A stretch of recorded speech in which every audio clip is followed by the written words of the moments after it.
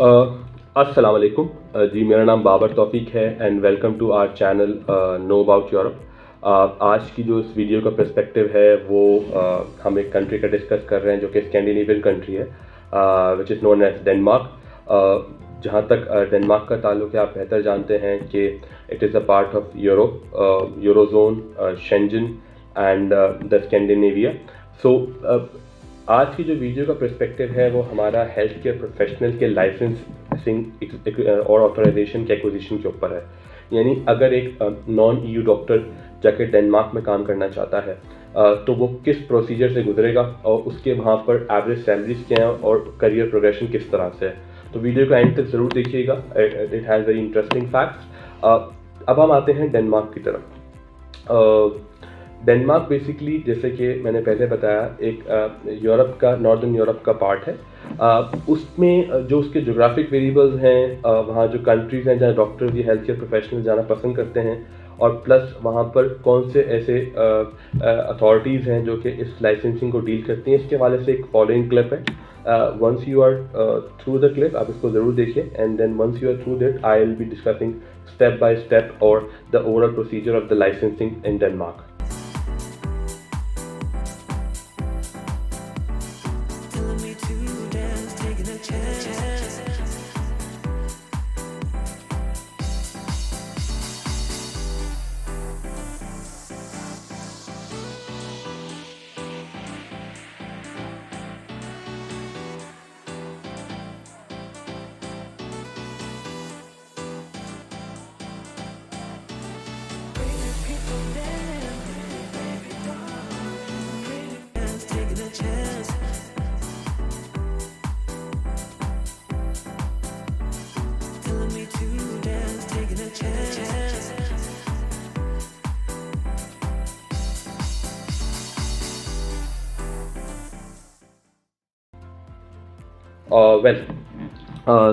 जैसे कि आपने देखा कि DSPA जो है वो मैनेज करता है ओवरऑल लाइसेंसिंग और ऑथराइजेशंस को। It's a central authority of Denmark. इस तरह से नॉर्वे की अपनी है, फिनलैंड की अपनी है और इन कंट्रीज़ की अपनी अपनी अथॉरिटीज़ हैं।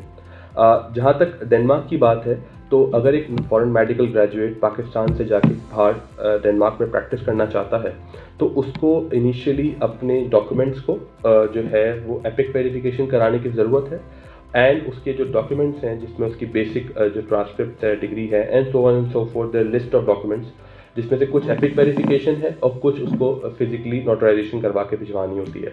ये जब वो वेरिफिकेशन में बात है, एक पूरा प्रोसेस है which takes around about 14 months these days.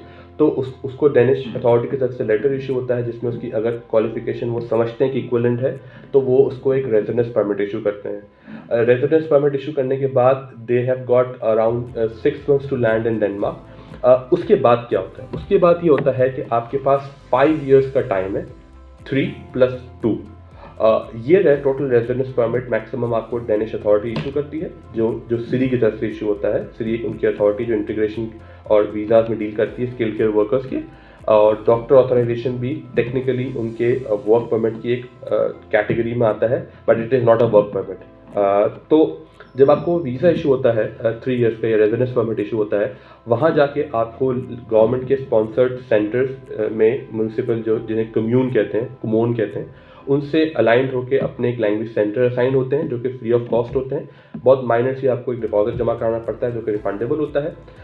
उसके बाद once you are through that आपके पास 3 साल होते हैं मैक्सिमम। आप चाहें तो पहले भी कर सकते हैं बट जनरली 3 ईयर्स के अंदर आपको लैंग्वेज करनी होती है, डेनिश लैंग्वेज।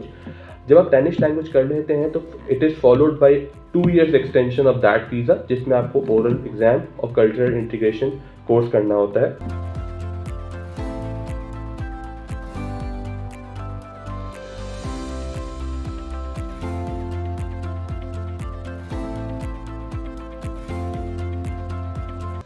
ये जब 2 चीज़ें आप कर लेते हैं तो आपको एक टेम्प्रेरी लाइसेंस इशू होता है या आपको एक टेम्प्रेरी वर्क परमिट इशू होता है जो कि 1 ईयर का होता है। उसका जो नाम होता है employment for adaptation and training purposes उसका नाम होता है।